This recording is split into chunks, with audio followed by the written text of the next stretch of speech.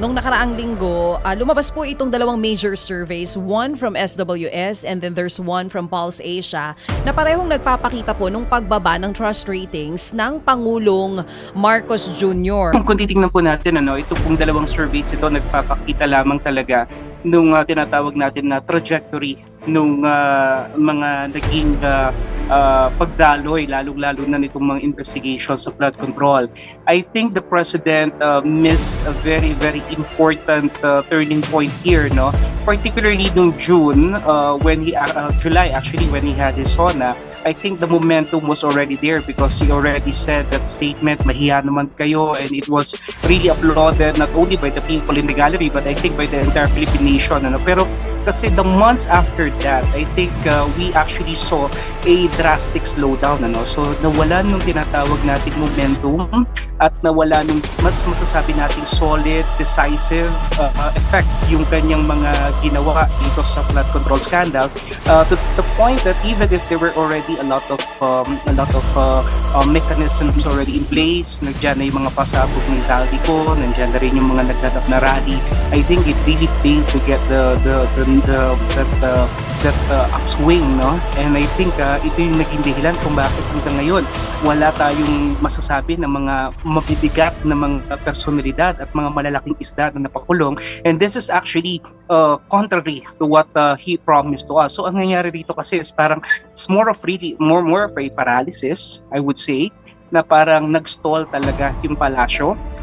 Especially nung yung mga kaalyado na niya, yung mga masasabi nating madadawit dito, I think the President really tried to press on the panic button and medyo nag-slow down talaga. Ito yung nakita natin dito sa mga nagdaang surveys. Kailan nagiging meaningful yung pagkakaiba ng resulta ng dalawang surveys na ito? Ang sinasabi ng Malacanang, those are just numbers, hindi yan makakaapekto sa performance ng Pangulo, pero kailan nila dapat seryosohin ito, lalo dalawang magkaibang survey ang nakita natin bumaba talaga ng matindi yung trust ratings ng Pangulo. President can always dispel this surveys as something that is insignificant. But no, the surveys are necessarily guides for better governance and more decisive actions. No? So if the President really wants to salvage whatever political capital is left of him, I think they need to take it seriously.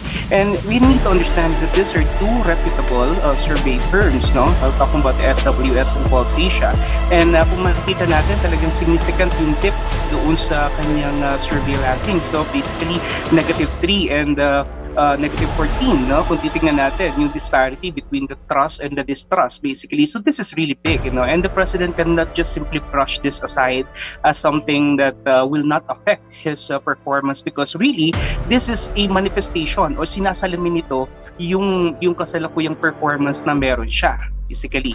And this is very, very problematic at this part. The President and the government self-destructing at this point in time.